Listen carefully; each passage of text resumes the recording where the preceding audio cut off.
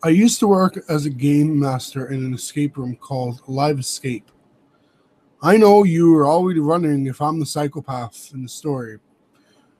While most people accuse me of taking too much pleasure watching people struggle to solve puzzles and use locks, the truth was I was bored. You can only laugh at the same jokes about finding your way out of the bathroom or climbing through the ceilings tiles to escape so many times before you can't help but roll your eyes. Anyway, the job wasn't all bad. Most people came in with a good attitude, ready to have fun with their friends. Unlike my time as a server, I rarely had to deal with an angry customer. Closing time was both the best and worst part of the job. On busy weekend nights, four or five of us would be scheduled to close down the large warehouse containing 4 rooms. We would plug our iPods into the main sound system and send Disney songs reverberating through every room. Some of my favorite memories were made singing along, laughing and gossiping about other employees late into the night as we cleaned the place from top to bottom. On weeknights, though, only one employee was required to close. Live Escape alone after close was a completely different experience than what our customers knew, at least. The emptiness and silence of the warehouse was uncanny compared to the constant cacophony of sound which emanated from every room during daylight hours. There was always the feeling in the back of my mind that somebody was in the next room, even though I knew I was all alone. Sometimes I would hear noises coming from the other side of the warehouse where the power generator was kept. It was easy to play off as a power surge or a small creature skittering around, but it still made me shake with nervousness. Every time I closed the front door for the final time, I would imagine a face staring at me from the darkness. All of our rooms are Generation 3, which for non-escape room nerds means they're pretty darn high tech. Most of our locks open by sounds or specific touch patterns, not standard locks and keys. Live Escape was well known for its theatricality. We had the typical escape room themes, which I'm sure some of you have played before. Sherlock's Office, The Vault, and the 80s. These rooms were pretty well received by our customers, but we knew the owners would never stop pushing the envelope as far as the tech goes. The newest room was something different. It was called the farmhouse. I was one of the first to learn the new room, which meant I was one of the few who could fix it when things went wrong. That often involved climbing around in the narrow backstage area, replacing wires and various things. Although the game was contained within the warehouse, the owners had done a fantastic job of making it feel like the building was somewhere outside of space and time. They spared no expense constructing a 2-story wooden building at 3/4 scale and enclosing it in a windowless room with fake stars painted on the ceiling. While our other rooms were pretty family friendly, the farmhouse was strictly limited to 18 older. In the game, players were told that they had recently inherited an old farmhouse from their estranged grandfather who had mysteriously disappeared. They were meant to investigate the old man's disappearance. Although the building seemed at first to only have a small living room and kitchen, players were meant to gradually unlock secret tunnels, leading multiple hidden rooms to be discovered. This is where the game gets dark. According to the story, the grandfather was actually involved in some weird demon stuff and had been committing sacrifices to his dark lord in the attic. Players were invited to climb the ladder upstairs where a Ouija board awaited them. Then, they had to call upon the spirits of the dead to tell them how to escape the demonic farmhouse with their souls intact. I told you this wasn't your typical game. Most of our customers loved it, especially the dark and edgy 20-somethings. They all acted tough, but I could see the fear in their eyes as the planchette seemed to move by itself. It was, of course, controlled by magnets. To escape, players needed to commit human sacrifice. They were meant to trick the demon by placing a fake body on the kitchen table, which would then activate a trap door, allowing them to crawl out the back of the house and into the light of our lobby, where they could laugh at how afraid they'd been just moments earlier.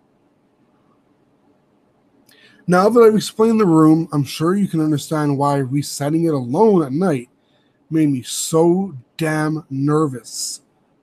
Even though I knew every inch of that space, there was something unsettling about the fake blood everywhere and all those hidden crawl spaces. I wasn't superstitious, but handling a Ouija board felt wrong too. It was only natural to feel uneasy. One Tuesday evening in late October, I was chosen as the lucky employee to shut the place down solo. I was happy. I wasn't too upset, to be honest, though my boyfriend Ben had agreed to pick me up at 10:30, just enough time to catch a movie before the theater closed. Everything seemed pretty normal that night. I said goodbye to my last group of the evening and got to work with setting the rooms. And cleaning. Of course, cleaning. I had just filled up the mop bucket with water when I heard a beep coming from the lobby door. I sighed. Hadn't they locked that? There were two people at the door. A man and a woman, both in their 20s. Sorry guys, we're actually closed for the night, but you can go to our website and book something for tomorrow. I tried to sound cheerful, but I knew my customer service voice was weakening. I really wanted these people to leave so I could finish cleaning before Ben arrived. The man spoke. Really? We have a reservation for tonight, actually, 11 p.m. under Jones? The man was rubbing his hands together nervously. Sweat was sticking to his t-shirt. I opened the laptop and pulled up our website. Shit. He was right. An 11 o'clock booking. Plain as day. How could I have missed that? At least he was a kind of cute, so I would have something to look at. I'm sorry, Mr. Jones. That's my mistake. You're here to play Farmhouse, is that right? Give me just 5 minutes to set it back up, and I'll be right back with you. I sent a quick text to Ben asking him to get a midnight instead. So much for our movie date. There was something strange about this couple, though. I wanted them in and out as quickly as possible. That man was abnormally sweaty. Of course, a lot of people get nervous before playing an escape room. The woman didn't seem nervous at all. Her eyes looked kind of glazed over. Her hair was stringy. Her hands felt limp on her sides, and as she stared past me. In this line of work, you meet all kind of weirdos. I figured she was high or something and let it go. I quickly turned everything on in the room and gave the couple a quick introduction, which they listened to in silence. My name is Ava. If you get stuck or need a hint, just ask me aloud and I'll answer you over this walkie-talkie. Ava, the man quietly repeated. Yep, that's me. Now good luck and have fun. I shut the door and grabbed a pop from the kitchen and settled down at the front desk to watch the closed-circuit camera. I hesitated for a moment before propping my feet up on the chair next to me. Maybe working alone wasn't so bad after all. The couple was good, or at least the man was. The woman sat down on the floor and watched, her head bobbing back and forth in slow motion. Within 15 minutes, they were already at the attic scene, without asking for any hints. At this rate, they might set a new record. I was glad. Maybe Ben and I would be able to make that movie. After all, things started getting weird after a couple unlocked the Ouija board. The man took something out of his backpack. I couldn't see what. What was he doing? He had the locket, the ribbon, and the photograph. Everything he needed to conjure up the first spirit. a pre-recorded hologram of a little girl named Clara.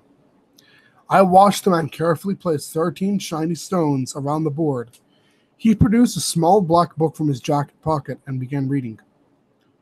Ram, the one who knows all, past, present, future.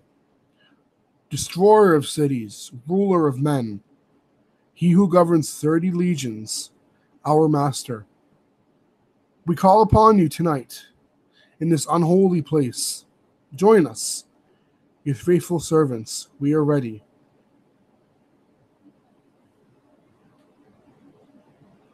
Okay, this guy was officially a lot weirder than I thought he was. If he even did have pretty eyes and a nice body. The air around me felt weird, kind of staticky. I pressed the blue button and fog filled the farmhouse attic. Clara, the holographic ghost girl, appeared hovering in the air above the couple in her long white dress. The woman slowly lifted her head to watch the floating form. Clara started her usual whiny, whispering monologue. He killed me. The bad man. I ran quick. Watch out! It was so dark. I climbed in the chimney, but he found me and I screamed. He ground my bones to dust. Something was wrong. Her voice was becoming deeper until her words were unrecognizable. Her face was slowly melting. Squirming maggots poured out of her mouth as it opened in a flood of black liquid. Her silvery blonde hair began to fall out and chunks of rotting flesh dripped from her body onto the ground. She was trying to speak, but her words were too muffled to understand. The man's lips curled into a salacious grin. What the fuck? The program skipped all the time, but it couldn't do something like this, right? Maybe it was hacked somehow, like a prank. My coworkers and I loved to prank each other, but this didn't feel like a joke. It felt real. I needed to call someone, but I couldn't move. The man continued working through the puzzle at lightning speed. He was at the fake sacrifice scene where almost 30 minutes left on the timer. The woman who had been sitting calmly until now began to cry. It was a quiet kind of sobbing, but she never tried to move. The man reached over her, seemingly remembering her existence from the first time the game started.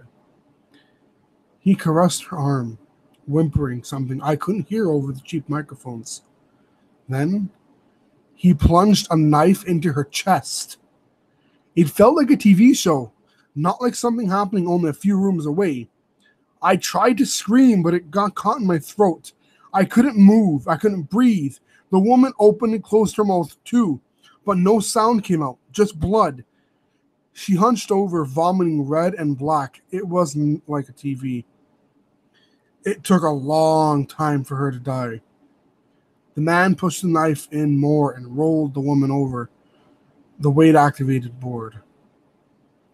The trapdoor opened and the man was free. I quickly crawled under the desk. There was no way he didn't know where I was. I counted my breaths by the light of the computer monitor above me. Footsteps, slow and deliberate. Ragged breathing like an athlete running across the finish line. He was right above me. I thought about my death at hands of this weirdo, and I knew it wouldn't be quick. I remembered all the things I would never get to do. Climb a mountain, get married, go to stupid Disney World. Ava! Came a whisper. Two black eyes stared at me from above. Run! A bolt of electricity rang through me, and I did exactly that without looking back. Something broke loose, and I was free to move again. I ran, screaming down the street, pumping my legs until I started vomiting and tearing out my own hair. The police found him almost immediately. He was sitting in the farmhouse like nothing had even happened. Of course, he was covered in blood. According to the police, he refused to speak other than chant my name. I don't really like to think about that. Elliot Jones, a 30-year-old man from a nearby town with no previous criminal record. His girlfriend was Elizabeth Parker, a young woman reported missing 3 days ago in Florida. The police are still working on a motive for the crime. They think he let me go because he likes the chase. Whatever that means. Anyway, Elliot is going to be in prison for a long, long time. So he won't be catching me. That was 3 months ago. Things are mostly back to normal. I quit my job immediately after being released from the hospital. I couldn't go back to that neighborhood, much less through those same doors ever again. Benjamin morphed into the perfect boyfriend. He takes me on dates every weekend. Actually, we're planning a trip to Disney World next summer. I don't want any more regrets. There's something I can't let go of. Though I know it sounds ridiculous. I almost mentioned it to my therapist, but thought better of it. I'm being followed by a flock of birds. Blackbirds, to be exact. And I've never seen them before. I wake up every night at 3 a.m. because they're squawking and screaming. It's so darn loud. My parents don't see or hear anything. But there, when I look out my window, a sea of glassy red peering back in. Maybe I'm going crazy. I don't think they want to hurt me, though. In fact, I kind of want to join them.